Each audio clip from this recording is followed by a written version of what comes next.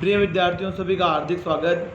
प्रावर्त्य से हम भाग सीख रहे हैं। अभी एक सवाल देखा था हमने पीछे, मेरे ख्याल से अच्छे से समझ में आया होगा आपको। 17वां क्वेश्चन किया था, तो 17वां क्वेश्चन किया था, उसमें हमने देखा थे किसके बचे थे, प्लस के बचे थे, तो किसके कर दिए, माइनस के। अब एक अलग ले रहे हैं, यस या नो। अब की बार किसका लिया हमने, 88। तो ध्यान देना, इसलिए हम बेस कितना मान लेंगे, ये रफली काम है प्यारे बच्चों, ध्यान देना। तो बेस कितना हो जाएगा, 100। और जैसे हम 88 के अंदर 100 का भाग लगाएंगे तो आपको पता है कितनी बार एक चला, और कितने यस या नो माइनस करेंगे। अब 100 किसके हैं, माइनस के। तो 100 में से 88 डिवाइड करेंगे तो हमें पता है किसके आ जाएंगे प्यारे बच्चों, 10 में से 2 8 गए 2, 9 में से यस या नो 12 आ जाएंगे। लेकिन ये 12 आएंगे किसके, आपको पता है माइनस के आएंगे। ओके एवरीबॉडी, यस या नो।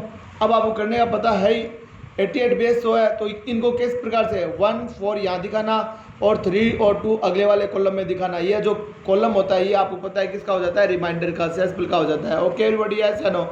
और ये कॉलम आ जाता है, यहाँ हम क्या लिखते हैं, 88 जिसका हमें भाग लगाना है। अब 88 के नीचे हम क्या लिखेंगे, माइनस के 12। तो ये देखो प्यारे बच्चों, माइनस के 12 इस प्रकार से, यदि हमने इसका ऊपर ये लगा दिया, इसका मतलब ये क्या है, माइनस का है। Okay everybody. और हम कौन सी विधि से करें, आपको पता है, जैसा कि प्रावर्त्य विधि से।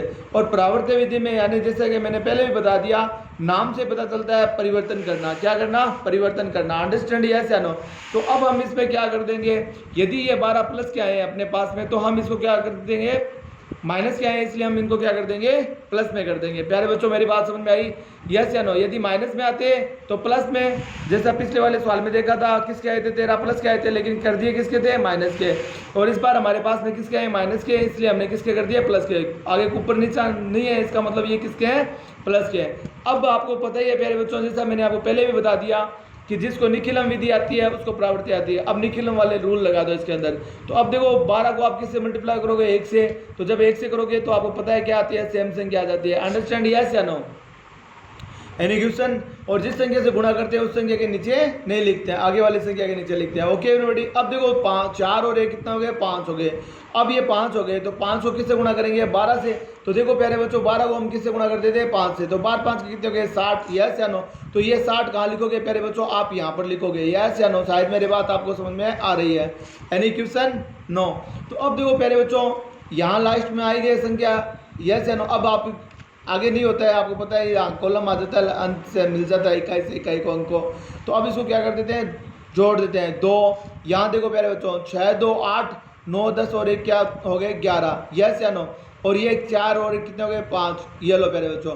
तो आप सोच रहे हो ये भागफल है, यस या नो, क्वेश्चन। और ये क्या हो जाएगा अपने पास में, रिमाइंडर, शेषफल।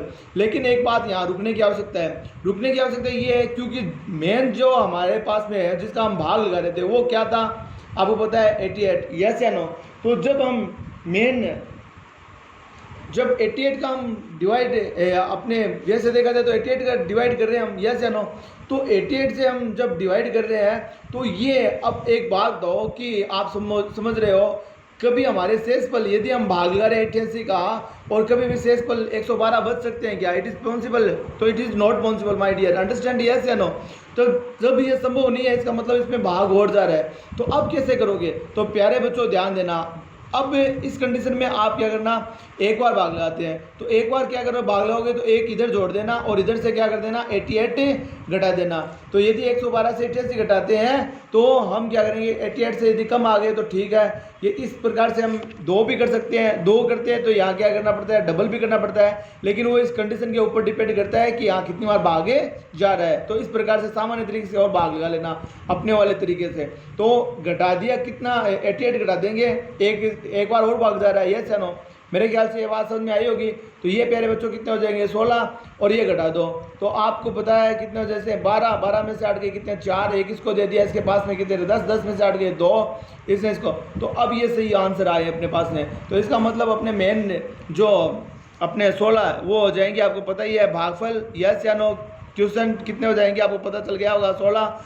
और शेषफल जो कि रिमाइंडर, और जो कि हमें पता चल गया कितने हो जाएंगे, 24। शायद मेरे ख्याल से आपको सवाल समझ में आया होगा। धन्यवाद प्यारे बच्चों।